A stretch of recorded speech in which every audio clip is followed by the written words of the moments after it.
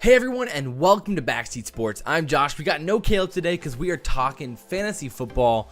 I wanted to just get out some videos for the channel because fantasy football is something I'm really passionate about. I've been playing it for a long time already, and I want you guys to be the best at fantasy football that you can be, and I think I can help you a lot. I'm a sport management major. I'm studying, the business of sports in college. I have a huge passion for sports. I've watched it my whole life.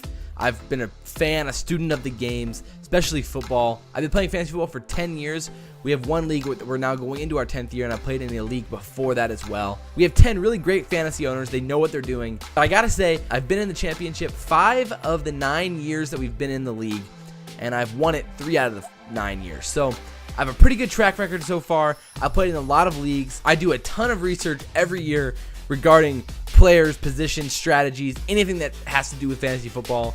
I really do love it, and I want to share that with you guys. So on draft day, there's basically 5 questions that you need to ask yourself, but while you're drafting. Every pick, you need to ask yourself 5 questions, and without a doubt, if you ask yourself these questions every pick, it'll make your team so much better draft in and draft out. So without further ado, the first question is, what is the flow / where is the value now? So we just had our official draft last night, and this is a picture of the whiteboard that we use. We always try to do it a live draft because live drafts are so much more fun. As you can see, I had the 6th pick in a 10-team half-point PPR draft, and I decided to go with Shady in that first round. So what I'm talking about with this value is what you can see here in the 5th and 6th rounds.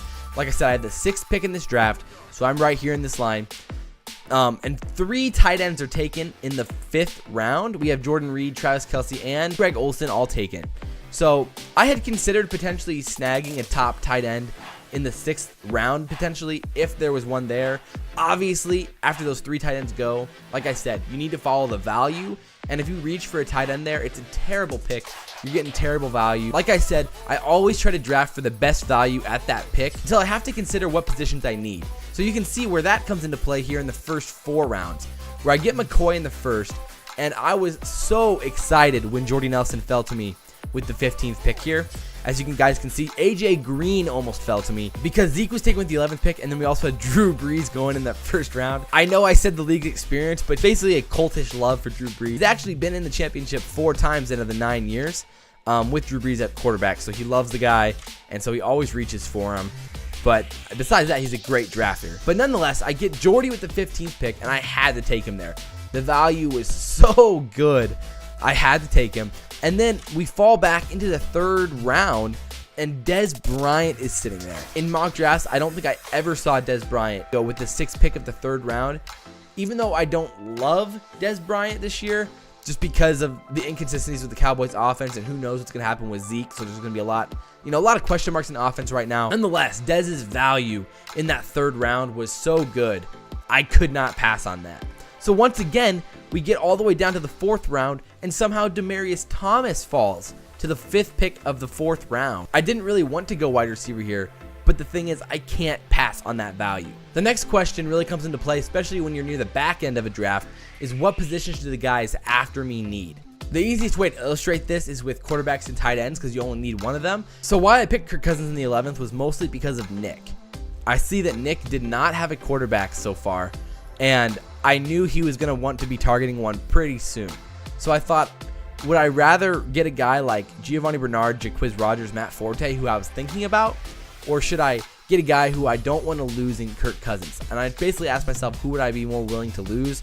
And I said I'd be more willing to lose like Jaquiz Rodgers or Matt Forte than lose Kirk Cousins. So I take Kirk Cousins, and sure enough, Nick takes a quarterback in the next round. Who knows, if I wouldn't have taken Kirk Cousins, maybe he did, and I would have been kicking myself not being able to have him. So once again, ask yourself, what positions do the guys after me need? Do they already have 2 wide receivers or 3 wide receivers? Do they already have 3 running backs, 4 running backs? Be aware and be understanding of that. The next question is actually really obvious, but I think a lot of people forget about it, and it's, what do I want to take in the next 2 or 3 rounds?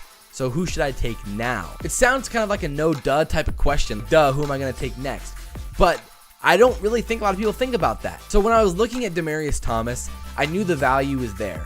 But I had to ask myself, who will I be able to take in the upcoming 2 or 3 rounds, especially at running back, since I only have one, that would be that I would be very happy with and be completely comfortable taking a 3rd wide receiver after 4 rounds. I looked at the board and I saw that, I assumed that McCaffrey, beast mode, Carlos Hyde would all be taken, but I knew Danny Woodhead would be there, and I looked up even farther and I saw like Paul Perkins. I didn't think anybody was that high on him in our league. I had to ask myself, what positions do I need to pick in the future? What guys can I target? Am I comfortable taking Demaryius Thomas here? And so it's just really important to have that mindset, have those thoughts before you take a guy, so you're not kicking yourself later saying, oh, I could have got a better value if I would have taken this guy and then got this guy. If I could have changed one thing about this draft, I probably would have changed my pick of Paul Perkins, and I probably would have either taken Willie Snead or Julian Edelman. Because like I said, when it comes to value, you need to ask yourself, who will you take next? I should have had a little bit more foresight here and look to the future and see all of these running backs here who I would have been pretty comfortable with. But I think I could have got a better value with, say, Willie Snead and Amir Abdullah instead of Paul Perkins and Jamison Crowder. So the final two questions I'm actually going to pair together, and it's what is the QB situation right now and what's the tight end situation right now. I see a lot of even veteran drafters, what they do is they'll actually, their quarterback situation and their tight end situation can actually slip their mind if they're planning on waiting. Say you get to like the 9th round and you have this guy that you're trying to target. For me, it would have been Kirk Cousins. So what I asked myself in like the 9th, 10th round is, what's the quarterback situation right now? And then I asked, what do guys need around me? And then I asked, what guys are left on the board?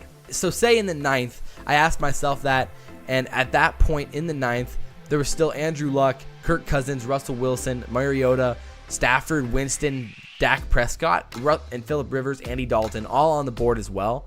So I was really comfortable with that. So even into the 10th round, no quarterbacks had still been taken after that. So I'm like, all right, I'll still wait. At that point, then Andrew Luck gets taken, and then Preston up here waits on a quarterback. So at that point, I assume that he will for sure take a quarterback in the 12th or 13th round. And I see that Nick does not have a quarterback left, like I said. Then at this point, I get a little bit worried that my guys could fly off the board in one round.